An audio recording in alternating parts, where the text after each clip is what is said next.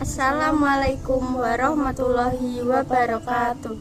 Halo teman-teman, perkenalkan nama saya Vika Ramadhani, nomor absen 14. Perkenalkan, nama saya Cynthia Yuli Puspita, nomor absen 27. Sekarang kita berada di Museum Airlangga. Letaknya ada di Kelurahan Pojok, Kecamatan Mojoroto, Kota Kediri, Provinsi Jawa Timur. Di Museum Airlangga, kita akan membagi informasi terkait benda purbakala peninggalan zaman kerajaan. Sebelum masuk ke Museum Airlangga, kita membeli tiket dengan harga terjangkau, mulai dari anak-anak 500 dan orang dewasa Rp1.000. Peninggalan pertama adalah gentong batu. Gentong batu ini merupakan peninggalan dari Kerajaan Kadiri. Gentong batu adalah wadah air suci dari batu andesit yang berbentuk bulat kerucut terpancung. Benda ini disebut juga dengan jun.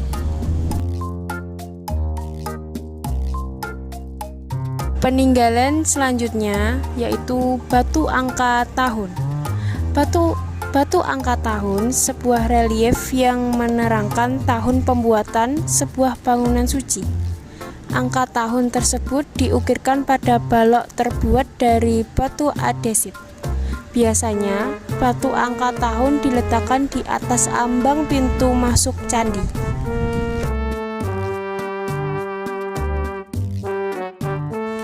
Prasasti ini merupakan prasasti Bhimeswara yang dikeluarkan pada 1037 Saka atau 1115 Masehi, yang ditulis dengan aksara dan bahasa Jawa kuno.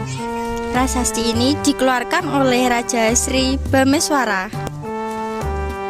Prasasti Bhimeswara berisi tentang pemberian status sima atau perdikan yang memiliki arti suatu hak kebebasan tanah tanpa dipungut biaya. Simbol prasasti ini adalah candra kalapa atau tengkorak menggigit bulan. Peninggalan selanjutnya adalah prasasti angin. Dikeluarkan pada 1103 Saka atau 1181 Masehi. Ditemukan di Desa Jamean, Ringin Rejo, Selatan Kota Kediri. Prasasti angin ditulis dengan aksara dan bahasa Jawa kuno. Dikeluarkan oleh Sri Maharaja Rakai Hino Sri Ayeswara Madusudana Watararijaya. Lancana atau simbol yaitu Dewa Ganesha, berisi tentang pemberian status sima atau perdikan. Selanjutnya ada prasasti Kusmala. Prasasti ini ditemukan di daerah Kandangan dekat Pare, yang ditulis dengan aksara dan bahasa Jawa kuno.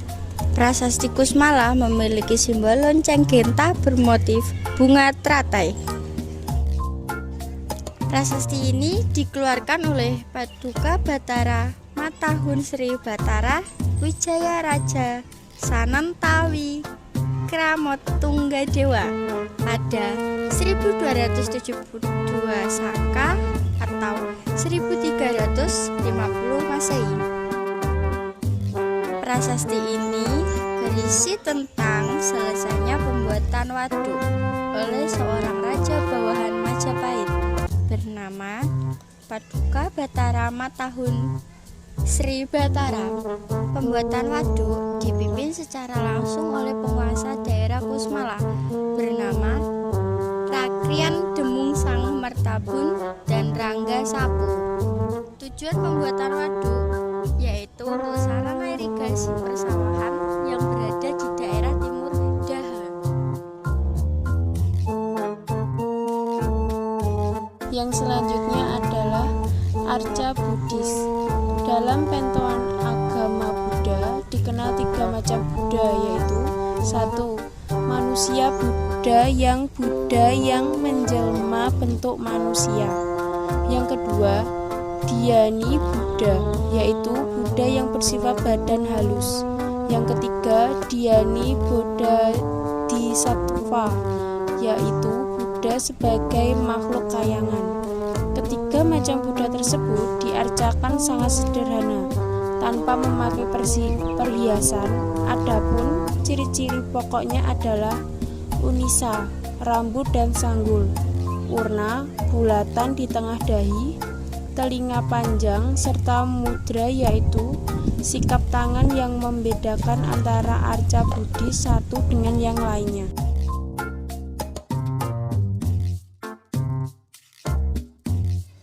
Selanjutnya ada arca Dewa Wisnu.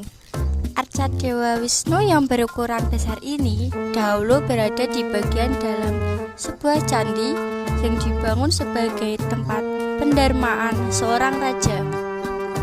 Dalam masyarakat Jawa kuno, hal ini dilakukan karena adanya kultus Dewa Raja, yaitu suatu keyakinan bahwa memang raja dianggap sebagai jelmaan dari dewa yang diturun ke dunia, sehingga ketika raja meninggal akan kembali menjadi dewa.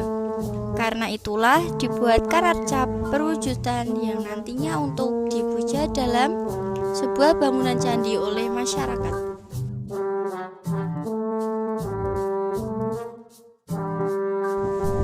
Yang selanjutnya adalah Siva Nandi. Nandi adalah wahana atau kendaraan dari Dewa Siwa, dewa tertinggi dari Trimurti. Sebagai wahana atau kendaraan Dewa Siwa, Nandi juga disebut dengan Siva Nandi.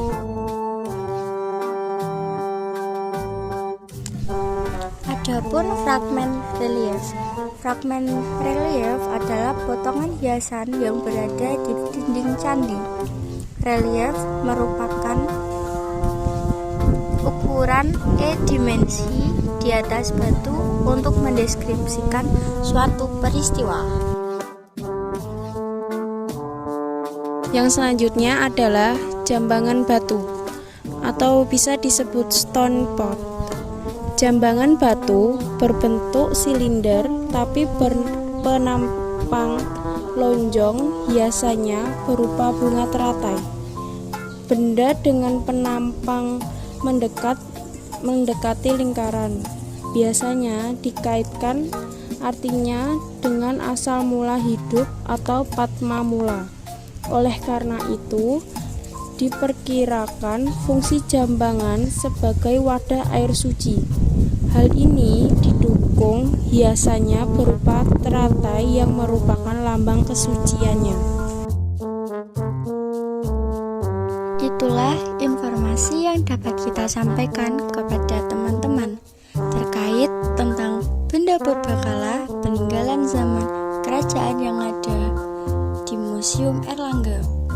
Teman-teman juga bisa berkunjung ke Museum Airlangga yang buka setiap hari dari jam 9 pagi sampai jam 4 sore. Di Jalan Ketemu Mantan yang lagi membawa kardus. Jika ada yang kurang, mohon dimaafkan. Jika ada lebih, pinjam dulu 100. Hahaha, bercanda. Hantu dedemit pergi berlari. Tidak terasa, tidak tersentuh. Mohon pamit, kita undur diri. Wassalamualaikum warahmatullahi wabarakatuh. Dadah teman-teman.